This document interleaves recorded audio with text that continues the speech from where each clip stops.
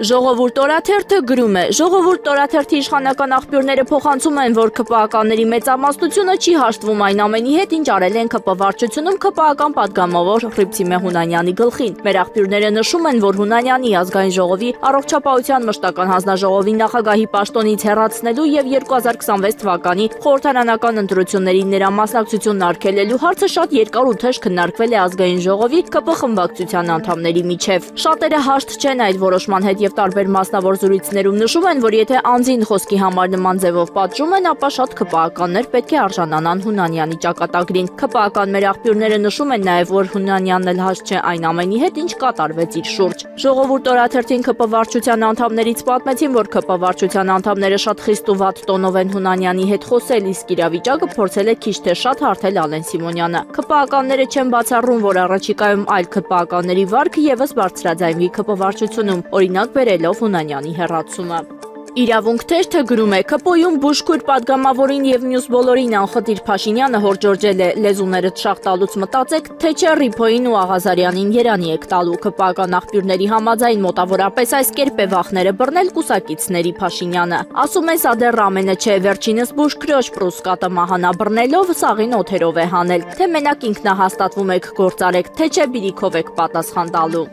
Ժողովուրդ օրաթերթը գրում է. Ժողովուրդ օրաթերթի տեղեկությունների համաձայն իրավապահ համակարգում վերջին օրերին նկատվում է նախկինում մեծ հանրային հնչեղություն ստացած քրեական գործերի համախմբման իմի բերելու միտում։ Մեր աղբյուրների փոխանցմամբ համակարգում կա ներքին հրահանգ նախկին աղմկահարույց գործերի նորից լայն ընթացք տալ եւ դրան շրջանակում նախանշելի ժամկետներում կոնկրետ որոշումներ կայացնել։ Այս ֆոնին, ինչպես փոխանցում են իրավապահների ժողովրդի աղբյուրները, չի բացառվում, որ ընտրություններին ընդառաջ նախկին պաշտոնատար անձանց նկատմամբ հարուցված քրեական գործերով սկսվեն կամ վերաակտիվացվեն լայնածավալ քննչական գործընթացներ, հարցաքննությունների, առերեսումների, նոր վարույթների եւ այլ քննչական գործողությունների տեսքով։ Նույն աղբյուրների տվյալներով իրավապահների ուշադրության կենտրոնում են նաեւ հոգեվորականները, որոնց շուրջ եւս հնարավոր է ուժեղանա իրավապահ հետաքրքրությունը սպասվող բարդ օրերի կանխատեսմամբ։ Ժողովուրդ օրաթերթը շարունակում է թեմայի ուսումնասիրությունը եւ կանդրադառնա, թե կոնկրետ որ գործերն են մտնում ակտիվացման փաթեթի մեջ, ինչպես նաեւ ինչ շրջանակների մասին է խոսքը։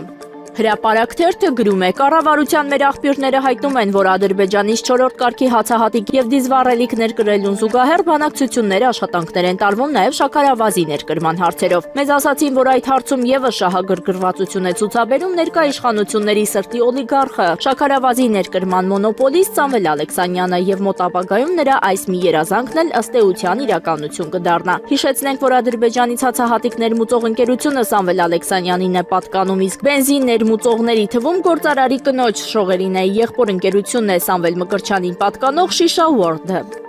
Հրապարակ թերթը գրում է. Պատերազմից հետո Նիկոլ Փաշինյանի տիեզերական մասշտաբների հասնող վախերը ոչ միայն չեն փարատվում, այլև օր-օրի աճում են եւ դա նկատելի է ամեն քայլափոխի։ Նրա տեղաշարժի համար ոչ միայն մի ամբողջ ոստիկանական զորք է հանվում, ԱԱԾ ջոկատայիններ ուժեղացված թիկնազոր անգամ յուրայինների թիմակիցների հետ հանդիպումների ժամանակ են խիստ անվտանգային միջոցառումներ իրականացվում։ Օրինակ հավաքում են բոլորի հեռախոսները, սակայն պարզվում է ոչ միայն Փաշինյանը չի վստահում թիմին, այլև թիմն էլ անվստահություն ունի նրա նկատմամբ։ Կառավարության անդամներից տեղեկացանք, որ ինչ-որ պահից նրանց ասվել է, որ կառավարության անդամներն առանց բջջայինների ներկայանան կառավարության նիստին։ Այդ նիստին մասնակցողների հեռախոսները հավաքում եւ տեղադրում են կառավարության շենքի շքամուտքում հատուկ պահվող արկղերի մեջ, որոնց նմանությամբ արկղեր կան սուպերմարկետներում։ Սակայն քանի որ այդ արկղերին ու Փաշինյանին քչերն են վստահում, կառավարության նիստին ժամանողները հեռախոսները սկսել են թողնել ավտոմեքենաների մեջ։ Մեր զրուցակիցը խոստովանեց, վախենում են, որ այդ ընթացքում լսեն կամ վերցանեն իրենց հեռախոսների պարունակությունը։ Հովիկ Աղազարյանի դեպքը ոչ ոք չի մոռանում եւ կառավարության ղեկավարի ազնվության վրա ոչ ոք հույս չի դնում։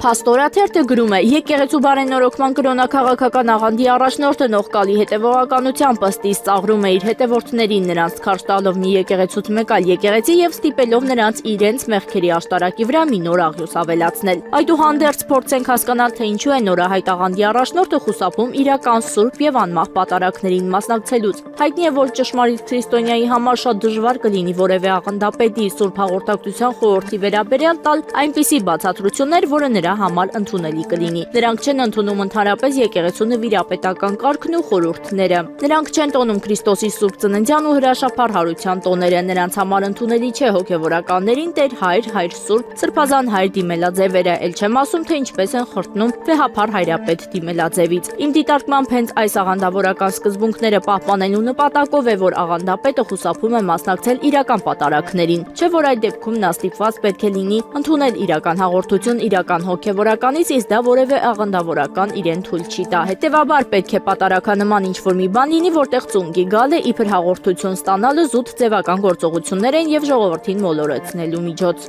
Հայրենատյաց աղանդապետը շատ լավ հասկանում է, որ նախընտրական շրջանում իր համար շահեկան չի լինի որպես հակաեկեղեցական դիրքավորվել է եւ հենց դրա համար էլ ամեն կիրակի պատարագանվան մի նոր կրոնական ներկայացում է կազմակերպում։